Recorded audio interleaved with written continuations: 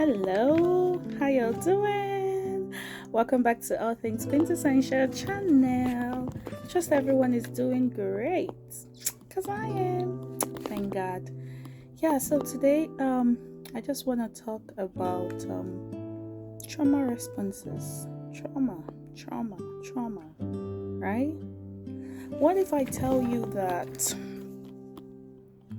some of the things we see as bad habits in others, right? When you see somebody exhibiting some sort of characters and you're like, what? Oh my goodness, who is this?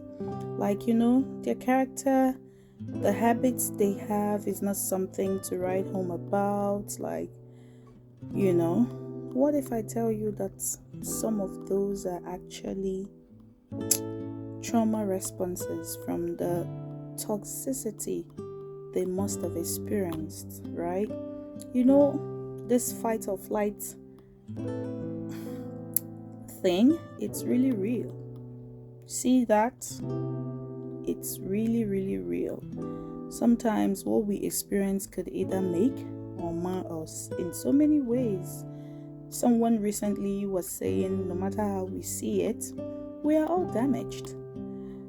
While I know I rejected that in an instant, I'm like, no way. I don't know what you're talking about. But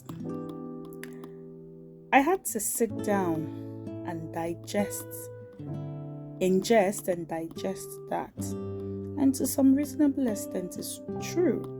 Because most of us are products of people who, are not already there in their healing journey.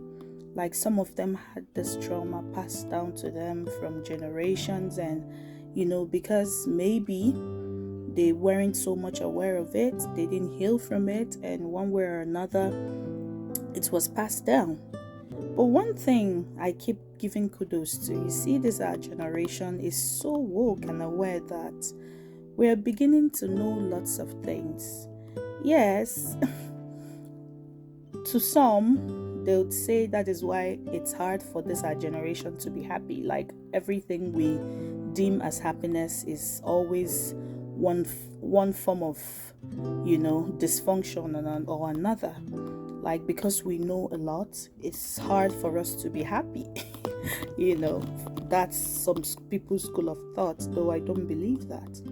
But then again, when I sat down and thought about it, most character or habits you see people portray today as a result of trauma responses from the toxic environment maybe they grew from, maybe they stayed over time, especially during their formative state or during their vegetative stage of life, the stage of tabula rasa, whereby the brain is quite receptive to whatever they see here.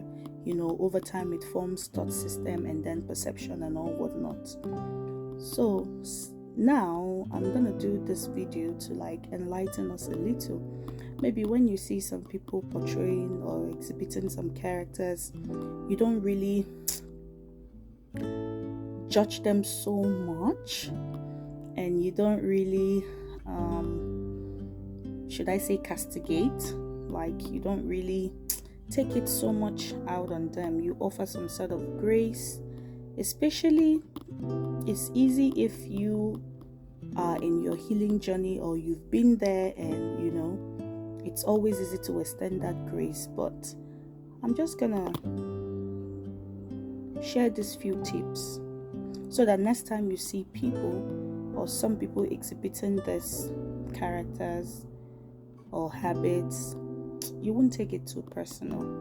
You will know that that's just on the surface, but beneath there is an underlying factor that could be aggravating or instigating that habit they show on the surface level. The first thing here is procrastination. Most people, they have a lot they want to do, they have a lot they want to achieve, but if you notice, they don't just know how to go about it. Sometimes it could be the fact that, growing up, every move they made was criticized. Nothing they do was ever enough. This is where especially parents too come in, which I keep asking God to help me to. You see the sibling comparison, you see all this, can't you be like this person? Don't you see, like, there's this feeling of inadequacy. It rears in the child's mind and, belief system, like I'm never enough, like it's never enough, and if they sometimes try, there's this criticism that comes around it. Why can't you do anything right? Words are so powerful that you don't even know you're shaping somebody's life with the way you speak, especially to these young minds and these children. Of course, by now you all know I'm so passionate about kids, right? Because I feel it all starts, most of the things we're going through today, most of, emotional decadence or whatever we're going through, it's coming from unhealed inner child hurts inflicted by those of figure, those we look up to, and they might not even be aware of it, right? So you see a lot of people, they procrastinate. You keep wondering, why is this person, they have a lot of things they want to achieve, but they can't even get to one. Like, what kind of human being is this? It's why it is so easy to condemn and give up on them and term them bad habits or whatever. Just look inwardly and think, maybe this child growing up, nothing they did was ever enough, always been criticized. It's not really laziness, like they are so scared of being judged. You know what I mean? Like, what if I do this and I fail? I don't want this cycle of nothing good could ever come out of you. You're not the best. Can't you see? Obviously, it's obvious where you're gonna end up. You see them, they cower, like they don't have that propelling force. But when a child is nurtured in an environment where they encourage, they kind of like motivate, elevate, it really propels the child. But so next time you see someone who procrastinates so much, rather than really give it up on time and conclude, just see that maybe this is a trauma response, right, to criticism. They are just using it to protect themselves, so they don't just want to be all there. What's the essence? They are so scared of failing. They don't want to be judged because it's something they are so used to and they don't want to go there again. So you see them, they procrastinate a lot. The second thing too is you see them, when you notice people always over apologizing, even when there is no need for it. Every little thing, they're like, oh, so sorry, I'm sorry. Even when it doesn't call for it. Someone mistakenly spilled coffee on themselves, they're like, so sorry. They mistakenly spill something, so sorry. Someone is telling, like, they are over empathetic and over apologizing. While that could strike as a good quality to have, oh, they are so sensitive, they are so empathetic, oh my, it's also worthy to note that it might be a trauma response. Yeah, maybe this person feels this is the only way to keep the sanity and peace. Like, their nervous system has seen so much trauma that they feel over apologizing will make every party pacified and everybody is okay. To them, it helps them and shields them from, say, maybe the other person's anger. Like, they are just trying everything they can to refuse and avoid the blame or rejection. So they feel when they over apologize, like you get so endeared to them, they also have that fear of abandonment. So you see them, they are always apologizing over every little thing. And you'll be wondering, why is this person always being the one initiating the peace, always being the one apologizing? They don't care how many times, even when they are right, even when they were wronged, because that is the only way they know to feel safe, to avoid blame or rejection. Okay. Then the next thing too is, you see, perfectionism. Like they are so perfect to an extent that they want everything just to align, because maybe growing up, that's the only way they could get the attention, affirmation, or validation, that they so deserve or desire.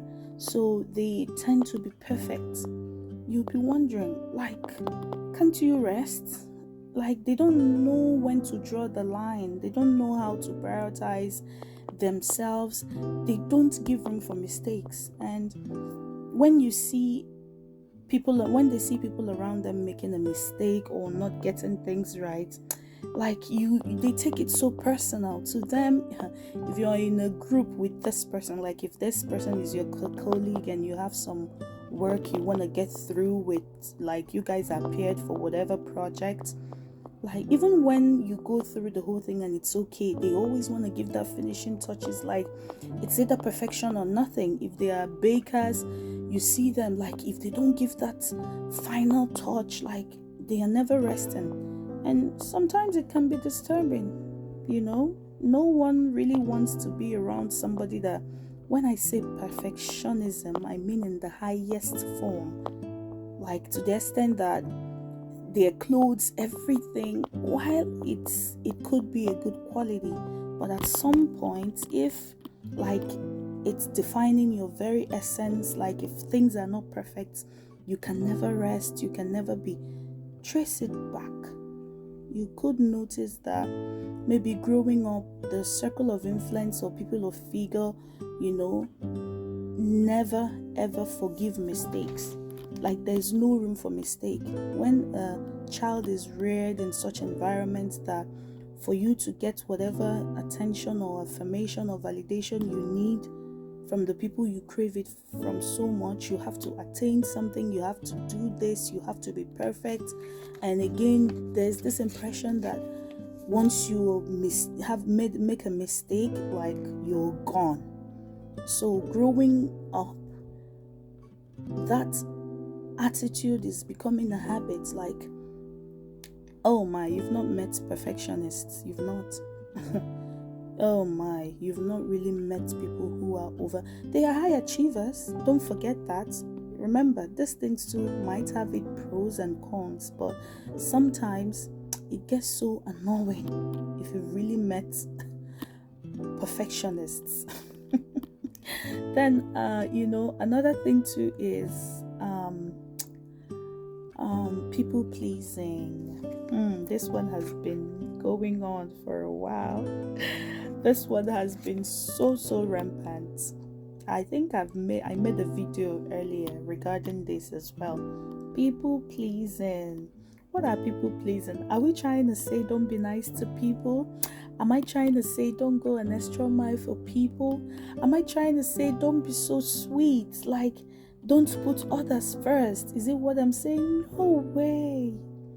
By all means, do that. After all, there's this gush of dopamine.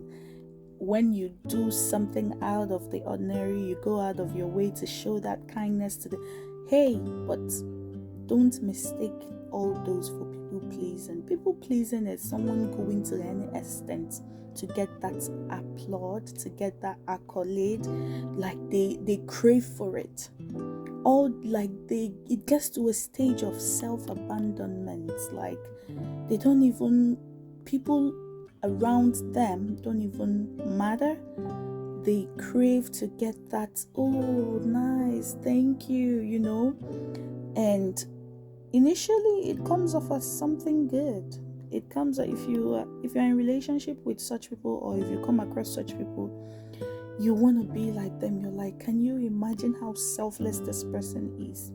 But beneath that is something craving for that validation. Most times they do that hoping that you get to see them. Most times it's as a result of trauma response that comes from them yearning to be heard, yearning to be seen, yearning to be loved, yearning to be cared for, yearning to be appreciated. It really comes, there's an inner child in them screaming, I'm here. Can't you notice? Can't you see my needs as well? But it comes under the guise of trying to put others first, being all that they wish someone would have been for them to others. While that is noble, but I tell you, over time, they get burnt out. Over time, a stage comes where they can't take it anymore. Like if they don't get that reciprocity, if people don't really notice that, or also feel the own vacant they have, feel that craving, over time it turns to burnout. And sometimes you see them, they just give up. They're like, you know what, it's not worth it. So most times nobody is born as a people pleaser. Remember, I tried to draw the line between being kind, being selfless, being sacrificial. I drew the line with people pleasing. People pleasing is like the extreme. Like you abandon, the worst thing you can do to yourself is to offer what you can't give or what you don't have. Remember, you can't fill from an empty vessel. You cannot, right? So you see, you can really give what you don't have. That's why I started by saying no one was born with a people-pleasing tendency, because no matter how you see it, we are all selfish beings. That is on a deeper level. Not everybody will understand. Our original and primal instinct is to always look out for ourselves first, right? But anybody you see like that does going all this extra mile, look inwardly. There is something beneath the surface that is screaming, look at me, I'm here. Can someone see me? Somebody is drowning under the weight of wanting to be heard, wanting to be seen, wanting to be appreciated, acknowledged, validated, affirmed, right? So sometimes when you see people exhibiting some of these habits, it's okay to be emotionally intelligent and give them some grace and not be judgmental or condemn them, right? So the next one too is hyper independence. Say you grew up under the trainings or with people who you craved to get their support, you craved to have them as backbones, but that was never the case, right? Like it was a case of all man on his own, like fend for yourself. And sometimes when you manage to even put your trust and your hope in maybe such people, say family, friends, people who you hold in high esteem, people who you think were gonna be there for you, and they kind of like fumbled, they weren't there, they didn't have your back, you really crashed so hard that it pained, and you're like, you know what, henceforth I'm just gonna do my thing. Like I'm not gonna let myself to be put in this awkward situation that the rejection and everything, like it's just your trauma response against disappointments. Like it's so much, and it's like that part of your brain protecting your heart, like I'm not gonna let this be me anymore. So sometimes when you see people, they are so hyper independent, like they act as if they don't need anybody's help. Nobody was made that way. There's an underlying factor. So if you're in relationship with these people, that's why you need to be very, very highly emotionally intelligent. That way, you don't just take things on a surface level. Over time, you could also see it in relationships. Some of all these people that are like, I don't need anybody, I don't need any man, I don't need any woman, all I just need to do is to have a child, and go and check it. But obviously, you don't want them to come out and say, yeah, I tried and fumbled, it didn't work, and you know what, this is me. No, everybody will want to champion their cause and make it look like that's the best thing you could ever think of, right? So when you see people being so hyper independent, like, those Mr. and Miss Independent, whatever you want, I got it. I don't need you. It's coming from a trauma response of disappointment. That's a coping mechanism for them. Like, is it not when I put my trust in you and believe you got this, that you're going to disappoint me? How about I try to do it all by myself, and then I save my precious heart from it? So you see, to some extent, most of these things have underlying factor. And knowing all these things is definitely going to help you do better in human relation, or with dealing with people, right? With people, Then another one is dissociation. Like, those people that once in a while you just see them, they go MIA, they go AWOL. You keep wondering what's up with this person and everything. Sometimes it's not just because maybe they want to go out of the scene or whatever, re-strategize, come back.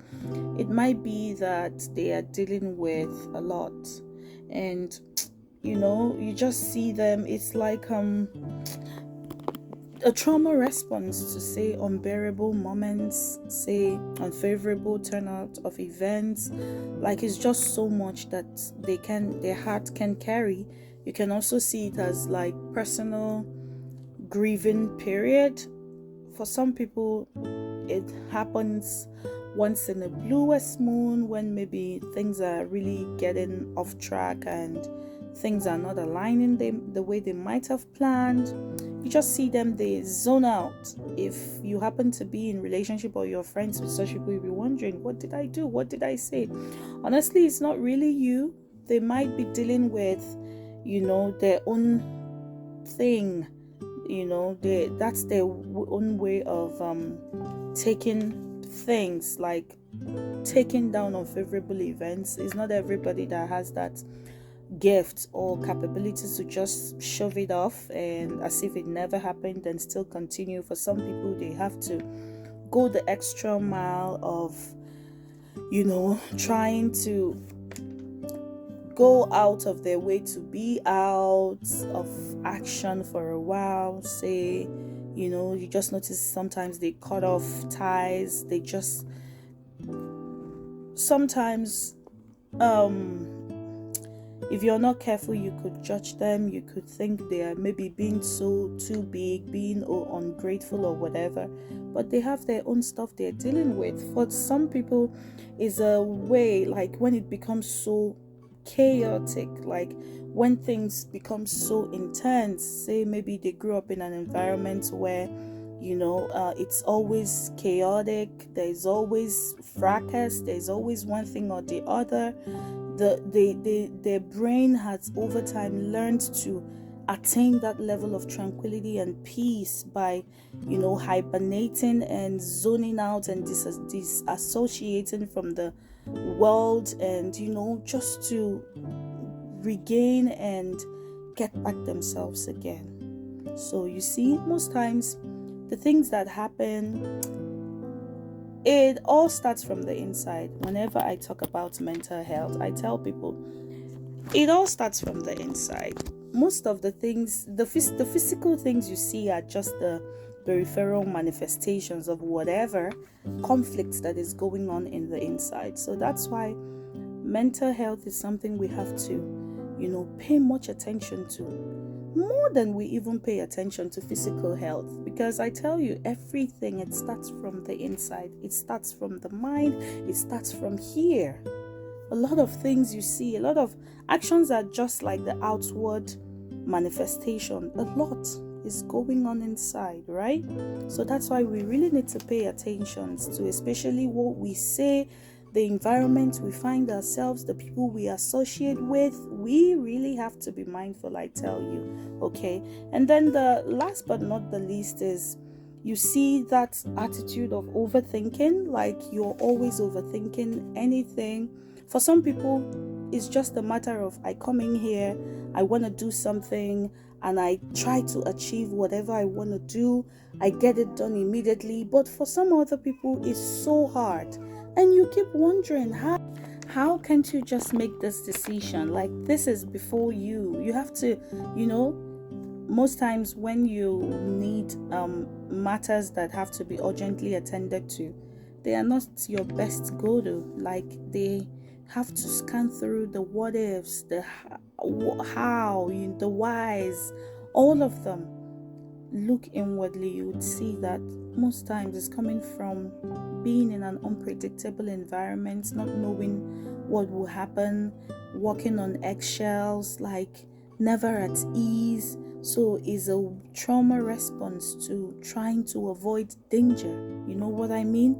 I don't want to take this move. I don't want to do this. They try so hard to avoid all those unfavorable events. Like, you'll be wondering, what's there to think about? Just get this done. I need this ASAP, because they are trying to weigh the cons, the pros, the outcomes. They are trying to do all the best they can.